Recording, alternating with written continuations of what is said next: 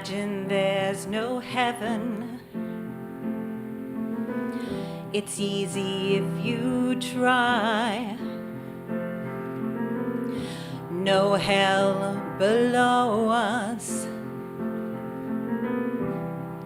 Above us only sky. Imagine all the people living for today. Imagine there's no countries. It isn't hard to do. Nothing to kill or die for. And no religion too. Imagine all the people living life in peace. You may say I'm a dreamer, but I'm not the only one. I hope someday you'll join us, and the world will live as one. Imagine no possessions. I wonder if you can. No need for greed or hunger. A brotherhood of man. Imagine all the people living life in peace. You may say I'm a dreamer, but I'm not the only one. I hope someday you'll join us, and the world will live as one.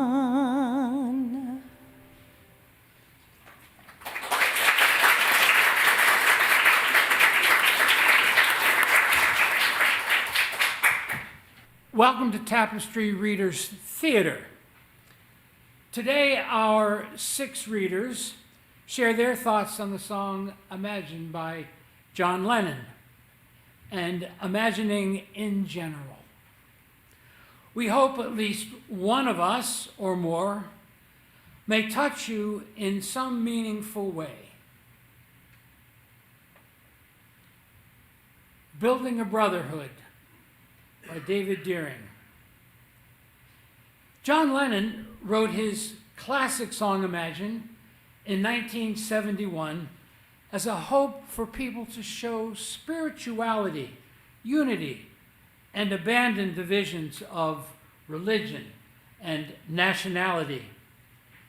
His line in the song, The Brotherhood of Man, asks us to work together, to live as one, to just imagine, and to be as one to overcome worldwide problems of achieving peace, solving hunger, changing the disparity of wealth, ending racism, and closing the deep divisions of so many other issues. Just imagine how our lives would be if we could end world hunger. No need for greed or hunger, is his line. Just imagine how the world might look with people living in peace. How can we, as you use, be part of Lennon's vision? We're not asked to follow any particular creed or ascribe to certain beliefs. However, we have our 7 principles to guide us and are working on an 8th. Had Lennon been writing today, he might have penned personhood of man and not brotherhood. But we can hardly accuse him of not being woke as he was writing using a generally accepted term of 50 years ago. It's even the name of a band with 2 women. So, how are brotherhoods, including all people, formed? Let us take for granted that those forming a brotherhood share common goals. Lennon would want us to figure out a way to come together right now. The basic tenet of forming a brotherhood is trust. Without trust, a brotherhood could not exist. Trust that we are all working for the same goal. We may look different, but we share a common goal. Trust that our actions reflect our commonality. Trust that our behavior is in line with our thinking. Trust then leads to another important tenet, respect. We may have divergent points of view, but if we respect one another and one another's views, we can accomplish much. We can agree to disagree. Respect allows us to do just that. Honesty is an absolute must in building a brotherhood. In all instances, truth is of utmost importance. We need to be able to look one another in the eye and be assured that what the other person is saying is true. Integrity is a key part of honesty, as in the quality of being honest and having strong moral principles, moral uprightness. What holds this partnership together is love, that intense feeling of deep affection. If we can learn to love one another and ourselves, human bonds can be formed, and by working together, great things can be accomplished. Some of humanity's seemingly insurmountable problems can be solved. It's not difficult to form bonds as you use. However, Lennon's vision was for a wider world. So how do we broaden our Tapestry brotherhood to something bigger? Well, just imagine. Hope someday you will join us and the world will live as one.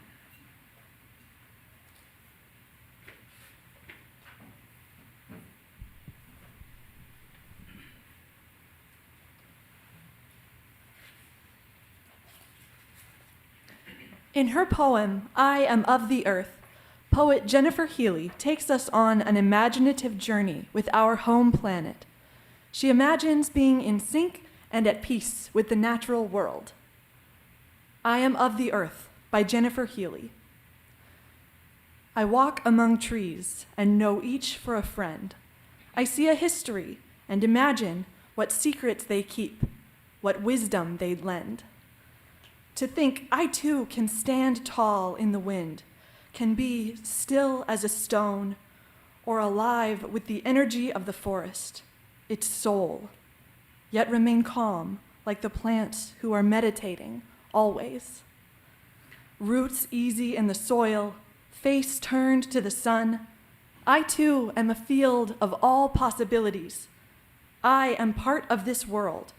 I know how it is to flourish and to wither, how to endure the seasons and the storm, how to travel far, yet remain unchanged in a most essential way. I know in my own body the movement of the waters of the earth. I think, yes, I am kin to the river, a brother, a sister. The love I have been given washes over me, and I feel as though I am the giver. A single leaf let free joins the current, joins my own reflection, and as it drifts away, I imagine myself at home, like the passing leaf, wherever I happen to be. I too know the bittersweetness of change. I walk into the woods and I think, yes, I am very much of the earth. There are times I feel as ancient as the fern, as widespread as the moss, or weightless like the blackbird with scarlet on his wings. And I feel I know all the secrets of the universe. The world sings to me, and I hear the song. The winds carry messages that I can read. My visions turn true. My desires are cast far beyond words. Like the dandelion sets free her light, puffy seeds. I step easy on the earth. God speaks to me through the trees.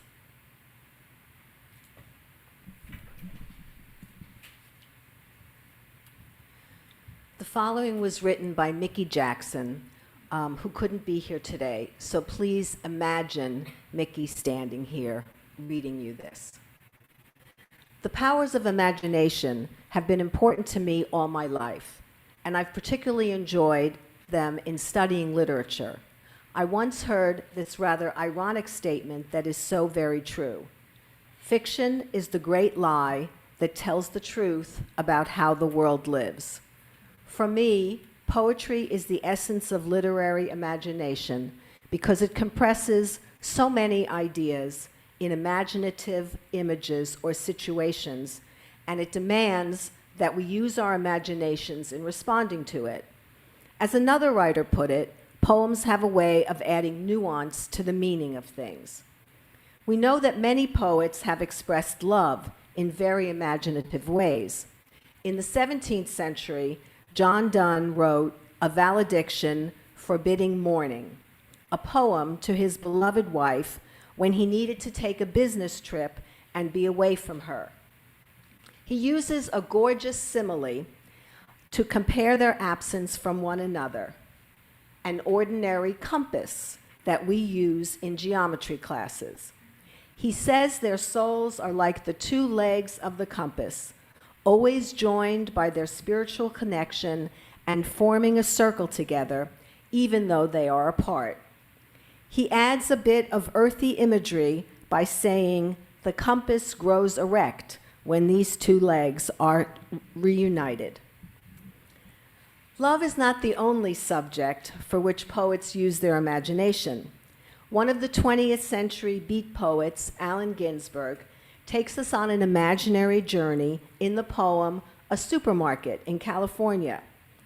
In the company of Walt Whitman, a poet of another era, Ginsberg strolls through the aisles, tasting artichokes, looking at the wives in the avocados and the babies in the tomatoes, and seeing Walt Whitman lasciviously eyeing the grocery boys. To close the poem, Ginsberg grows a bit melancholy and reflects on the sad state of American society, dreaming of the lost America, of love past, blue automobiles in driveways, home to our silent cottage. Finally, he asks Whitman what America was like when he reached the underworld and got out on a smoking bank, watching the boat disappear on the black waters of Lethe. Yes, poets have much to teach us if we dare to use our imaginations in communicating with them. I'll close with a poem written by a 21st century writer, Wendy Evans. It is called The Prisoner, and Evans imagines herself imprisoned in the world she sees and trapped in her imaginative vision of a better world. Yet she alone is holding the key to breaking free of the prison of inaction and beginning to create the world she would like to see. The Prisoner by Wendy Evans. Here I reside inside my head, where devil and demons fear to tread. My imagination is my sanctuary from a world I do not wish to see, sheltered from a setting repugnant to me. Outside I am invisible, but not here, not in this place. Here I am relevant in my illusion, my sanctuary, my safe space. Brick by brick, this wall I have built up around me. Inside lies my creation, a life as it should be. A beautiful place. People filled with dignity and pride congregate to celebrate peace side by side. Children of men are tolerant and giving, have a passion in their hearts for a life that's worth living. People are not judged by the color of their skin, but by their morals and compassion of the soul within. In my world, people are free from the chains of oppression. They embrace indifference and never show aggression. I don't want to see the flaws in humanity, their avarice and selfishness that test my sanity. So here I take refuge inside my head, safe in my cell.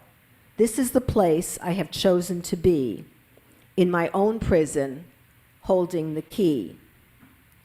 Mickey's question for us to ponder is whether it would be better to leave the imaginary prison and take action to make the world we want to live in.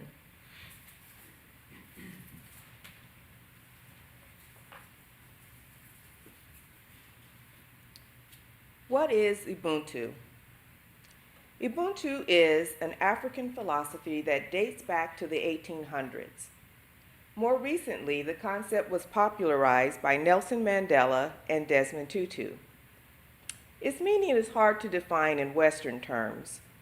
The most simple and digestible definitions include: a person is a person through other people, and I am because we are. Desmond Tutu wrote, "Ubuntu is the essence of being human. You cannot exist as a human being in isolation." It speaks about our interconnectedness. We think of ourselves far too frequently as just individuals, whereas we are connected, and what you do affects the whole world. When you do well, it spreads out. It is for the whole of humanity. Imagine a world full of people living a life grounded in the philosophy and ethics of Ubuntu. How would it show up in a society? In the West, we live in a society that promotes the idea of being self-made, self-reliant, not asking for help, of being competitive, winning, coming in first, being the dominant party, the 1%er, the suppressor of others that threaten that dominance. Ubuntu challenges these concepts. Ubuntu focuses on humanity, cooperation, connection, and community. Ubuntu asks you to view yourself as part of a collective group, with each member being of value. Ubuntu shows up simplistically in our daily lives and relationships as we ask for help with household chores, contribute to a team project at work, spend time with an elderly friend, show up at a child's performance or game, or let someone change lanes in front of you instead of racing to be the first in line to the next red light. With Ubuntu, we honor diversity among us and recognize different needs of others. We see ourselves in others and work toward what serves the greater collective group. We've seen this when people aid those suffering from natural disasters, or being allies with marginalized people, or simply by limiting the use of plastics to help the environment for generations to come. Do these concepts sound familiar? You've heard them before. We affirm and promote the inherent worth and dignity of every person, justice, equity, compassion, and human relations, acceptance of one another, the goal of world community, and respect for the interdependent web of all existence of which we are a part. These are part of the 7 principles of Unitarian Universalists.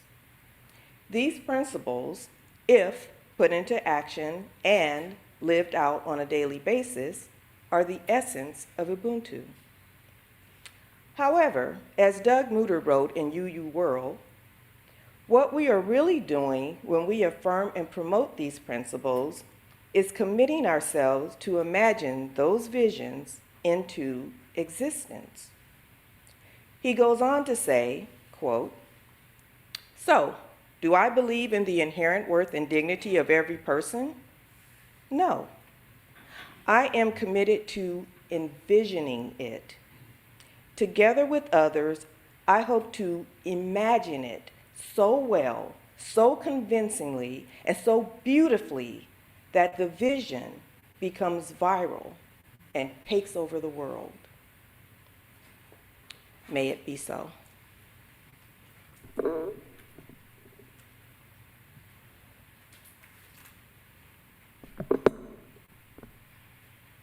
Just imagine struggling through a series of misfortunes, questionable choices, and heredity, descending into addiction, poverty, depression, bleakness. In an evocative scene from a long ago HBO series, The Corner, for a shining moment in time, we see a person becoming one with the universe. The day begins with hesitant hope. He's sober and has a few dollars in his pocket. We watch him walk to the harbor, taking time to absorb, literally and figuratively, the sunshine of the day. Breathing deeply, he begins to open his heart to good, allowing unguarded moments, connecting each sense, slowly savoring the nostalgic taste of ice cream, the fresh smell of ocean breeze, the caressing rhythmic sounds of the lapping waves, and warm tactile comfort of the sand. Imagine acknowledging the friendly chatter and communion with seagulls, mind and body at ease, belonging to the earth, connecting with humanity, painful events reframing as new beginnings, open to creative forces that renew our spirit.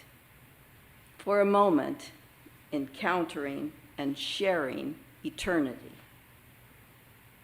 In the wise words of one of my favorite Sufi poets, Hafiz, all the hemispheres are sitting around a fire chatting while stitching themselves together into the great circle inside of you.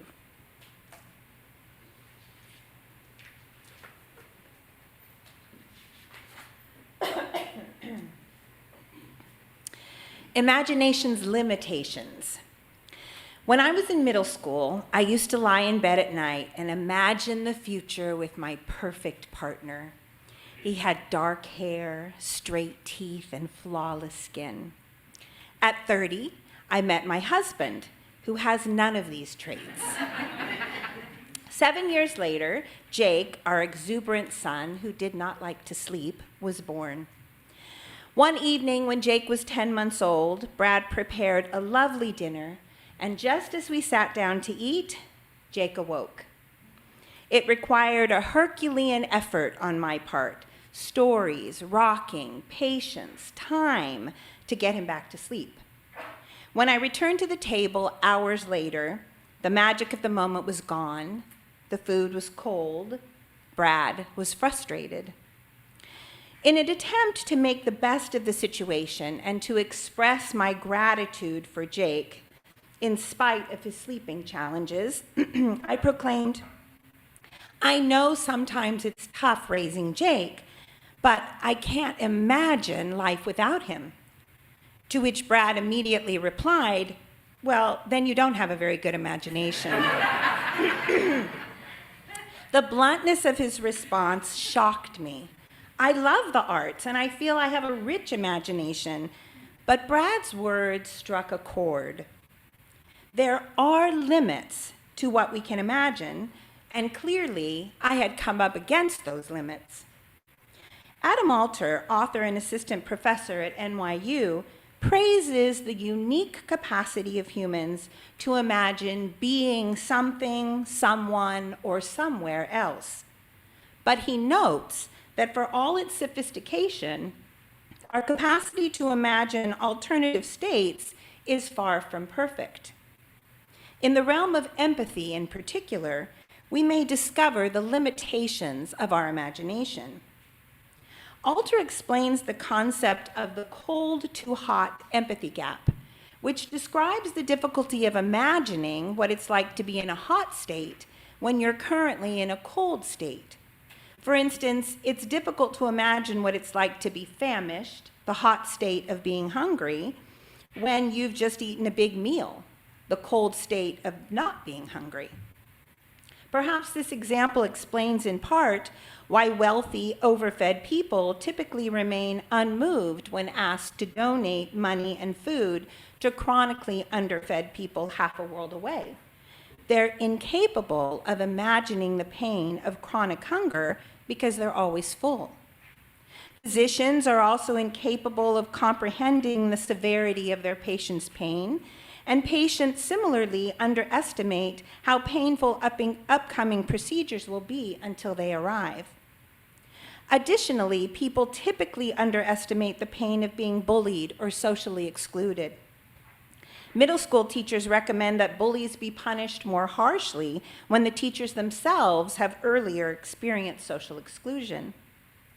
This research suggests that empathy, the ability to imagine the physical and psychological feelings of others, is bounded by our inability to simulate the experience of being in hot states when we're presently occupying a comparatively cold state.